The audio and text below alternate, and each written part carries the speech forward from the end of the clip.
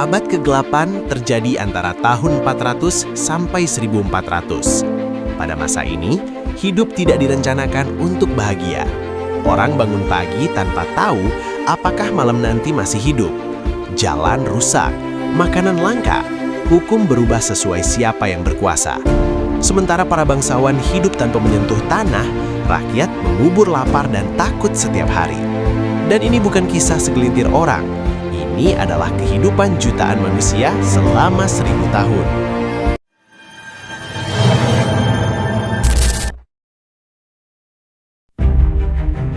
Semua dimulai ketika Kekaisaran Romawi runtuh.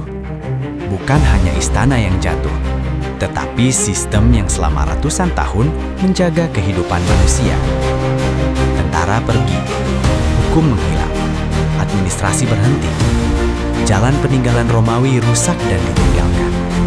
Kota-kota besar mengecil, wilayah terputus satu sama lain. Manusia yang dulu hidup dalam keteraturan, tiba-tiba harus bertahan sendiri di dunia yang tidak lagi punya pegangan.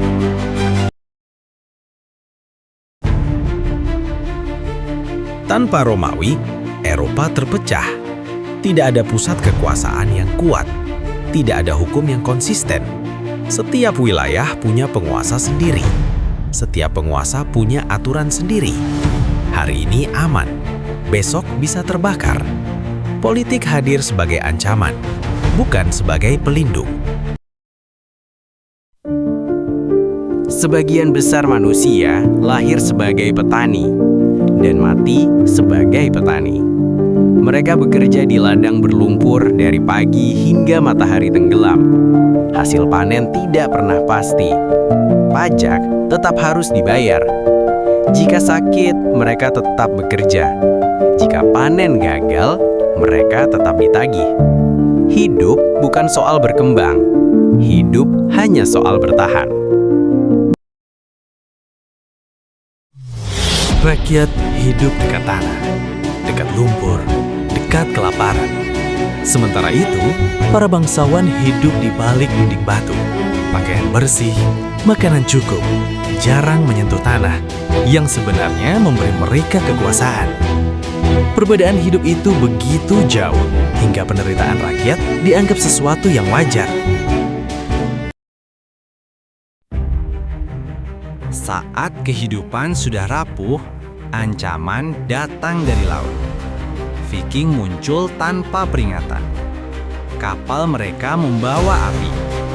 Desa dibakar, biara dijarah. Penduduk lari tanpa arah. Mereka datang cepat, pergi cepat, meninggalkan kehancuran. Tidak ada tempat yang benar-benar aman. Kelaparan adalah tamu paling setia di abad ke-8. Ia tidak datang sekali, ia selalu kembali. Musim tanam sering gagal, hujan terlalu lama, atau tidak turun sama sekali. Gandum membusuk di ladang, atau mati sebelum tumbuh. Satu panen gagal masih bisa ditahan. 2 kali gagal adalah bencana. 3 kali kehancuran. Lumbung kosong, harga makanan melonjak. Harapan runtuh lebih cepat dari tubuh. Anak-anak menjadi yang pertama melemah. Wajah mereka tirus, tubuh mereka ringan. Seolah hidup perlahan ditarik keluar. Orang tua memilih tidak makan, berharap anaknya bertahan 1 hari lebih lama. Desa-desa mulai kosong. Orang pergi mencari makanan yang sebenarnya tidak ada. Sebagian mati di jalan. Sebagian tidak pernah kembali. Kelaparan mengikis kemanusiaan. Belas kasihan menipis. Apapun yang bisa dimakan, dimakan. Akar, kulit pohon, sisa yang biasanya dibuang. Dan di saat yang sama, para bangsawan tetap makan di balik dinding batu, tanpa menginjak tanah yang sedang sekarat. Kelaparan tidak datang dengan teriakan. Ia membunuh perlahan, hari demi hari, hingga tubuh menyerah. Ia tidak meninggalkan monumen, hanya desa kosong, kuburan tanpa nama, dan generasi yang hilang. Ia dimulai dengan janji. Janji pengampunan dosa. Janji surga setelah mati. Janji bahwa penderitaan di dunia akan dibayar di akhirat. Rakyat miskin mendengarnya sebagai harapan. Bagi mereka yang lapar dan tertindas, perang terasa seperti jalan keluar. Mereka meninggalkan rumah, meninggalkan ladang, meninggalkan keluarga. Bukan sebagai tentara terlatih, tetapi sebagai manusia yang putus asa dan percaya. Perjalanan menuju tanah suci panjang dan kejam. Banyak yang mati bahkan sebelum melihat medan perang.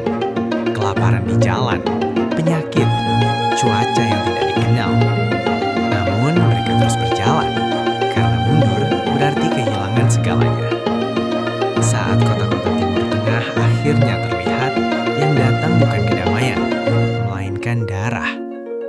Pengepungan berlangsung berbulan-bulan, air habis, makanan menipis.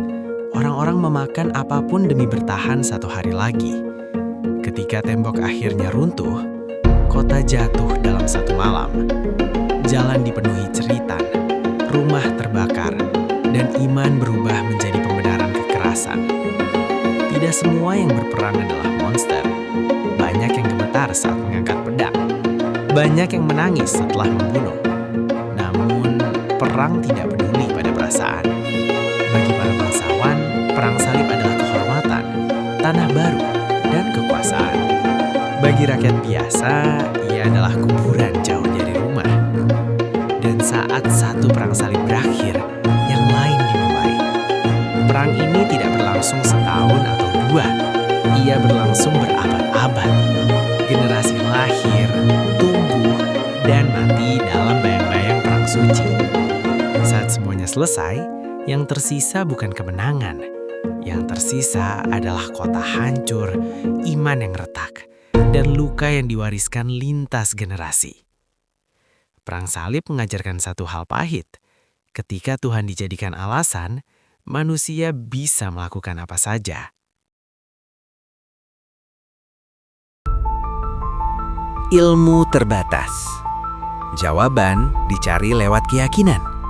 Penyakit dianggap kutukan. Perbedaan dianggap ancaman. Tuduhan sering cukup untuk menghancurkan hidup seseorang. Ketakutan menjadi alat kekuasaan yang paling efektif.